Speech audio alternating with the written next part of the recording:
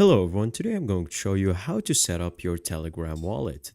Can be used for multiple cryptocurrencies or even dealing with currencies online. Make sure to watch the video to the end not to miss any important details. Simply open Telegram and search wallet and you will receive this first option with 40 million monthly users. It's verified so you'll make sure that it's correct. Now launch it and then click on start. And from here now you have your main dashboard.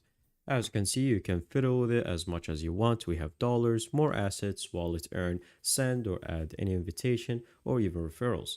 Now go to the top right to the settings to check all the necessary details you might have or you might need. You can change your username, you can change anything that you would like. And from here you have passcode and fingerprint identification level and identification level, your current level, incoming transactions per day, per month, car purchases per day, per month, and everything that you might need. Now, if you would like to unlock higher limits, you can pay for an exchange. And then, most importantly, make sure to verify using national ID, either a passport or your ID card, to make sure that you can use this application safely and sound. And finally, how would you like to add crypto? You can buy it, or you can use the P2P market, or you can use an external wallet to enter to the Telegram wallet. You can choose the asset to buy, and that's pretty much it. Thank you guys for watching. See you next time. Bye bye.